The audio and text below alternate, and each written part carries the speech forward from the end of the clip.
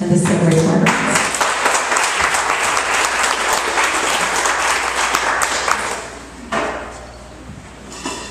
Charter schools are a choice, and that choice I don't think is going to go anywhere. For the past 10 years we've been having actually charter schools being developed in Miami. 13% of our students have already moved to charter schools, and actually that is creating an economic problem in the school system, and we better look at it.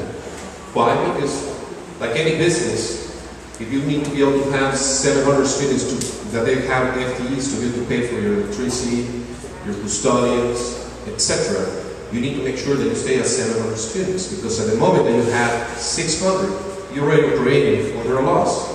So the reality is that our ABC committees, and everybody needs to be able to pay more attention on how these charter schools, that they're competing with the marketing of the private fields of the school with public school funding, that we need to be able to be more efficient in the school system. But we need to be able to have the responsibility of looking how this is going to affect us, so they don't start destroying our electives, because charter schools are taking students away, and because we are not reacting properly on how to be able to adjust our ABCs.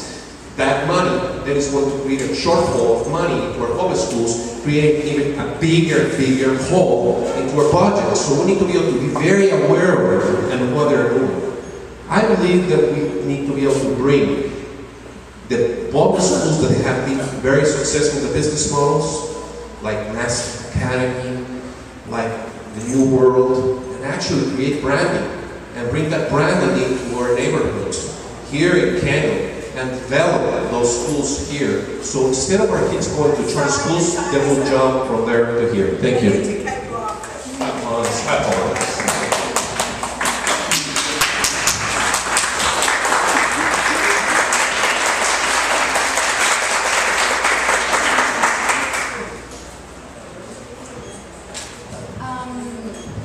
It's important to have a choice. Charter schools are public. They do not follow the same rules because the parental involvement is actually very different. For example, in charter schools, you have this program that they use with parents where, you know, either you have to pay the time that you can stand there. For example, they charge between $5 and $10 in different charter schools for weekly hours, I believe. So these weekly hours, either you are involved or you are paying the system. So there is a lot more parental involvement. So I asked Superintendent Carvalho, why can't we apply this into our schools? It's a great solution.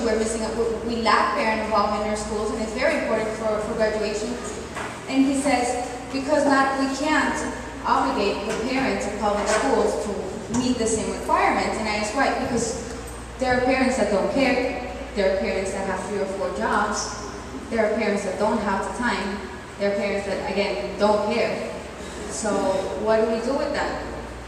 It's just important to keep an option. It's important to give options. And what we do with that, we just bring the funding that we need to the program so we can compete with the charter schools, so the money is not being taken out of our students. Thank you.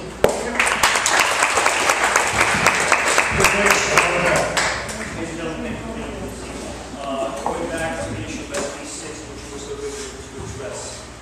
It's a dormant issue, so it feels like the shadows looming. It's a national feeling that's out there, and it will revisit us, either through legislation or through proposed policy. 3-part question that can be answered in 1 sentence each. What was your position on SB6? What will be your position on future efforts to tie teachers' pay to the students' achievement? And 3, if in support of that, how do you fund it? By counting on that a lot of teachers, enough teachers will fail in order to subsidize the other teachers?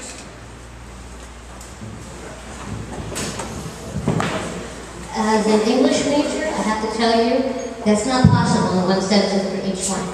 I'm going to do my best. All right. The first thing is, no to SB6. Second of all, we're asking you, what would I do in the future for merit pay if it comes up?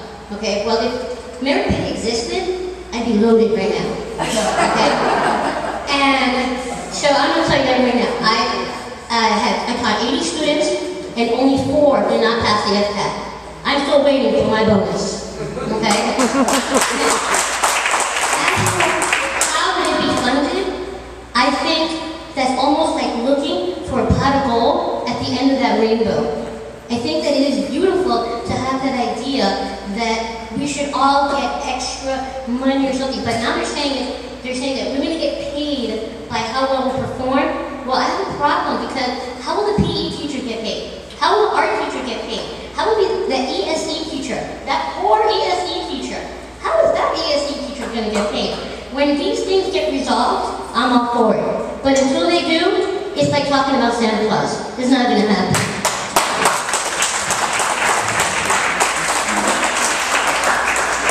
As stated earlier, I was opposed to SB 6.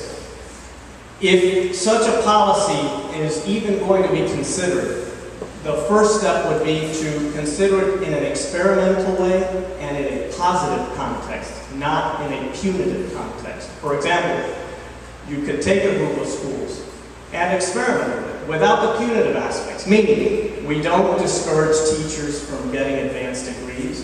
We don't take away tenure. We don't pay any teachers less. They're already paid too little as it is. So maybe if someone can come up with a good experiment that teachers will not feel offended by, and that teachers are at the table and agree that they're willing to participate, then perhaps we can look at it. We know there's a lot of pressure from ironically, from the Democratic administration in Washington and from Republican leaders here in the state of Florida. So maybe in an experimental context, and I will add, which means we can't do it at this time, because without the punitive aspects, we would not be able to fund it at this time. So we would have to wait for a time when the economy rebounds and we would have more resources. Now, at the same time, I'll tell you, I'm not a fan of this idea, because I do believe in local control. I think that we in Miami-Dade can reform our own schools, and we don't need people in Tallahassee and in Washington telling us how to do it. So I'm very skeptical of the idea. 3 sentences, huh?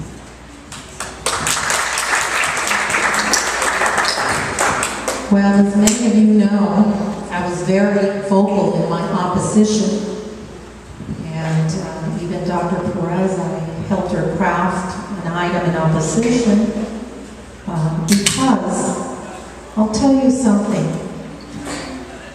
As you probably read in the paper, we are finalists with the race to the top.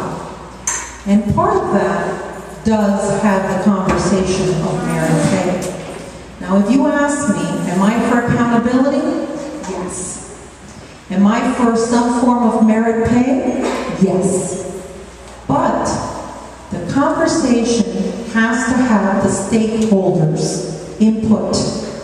We have to ask the teachers, the parents, the voters to participate in the process. And part of the problem with SB 6 is that Tallahassee wanted a one-fits-all solution, yet it was in an unfunded mandate, like everything that they seem to be doing lately.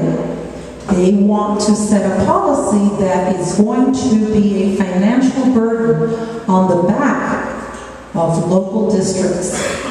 So, if Race to the Top or Tallahassee is going to, and you can be sure that this is going to resurface again, if they're going to have some kind of process for merit pay, I sure hope that both the federal and the state level are going to pay for it, and that they're going to have the teachers' input, and that it's a fair process, because remember, there are some mitigating circumstances such as poverty, parental involvement, and so many other things that make a difference between one school district and another.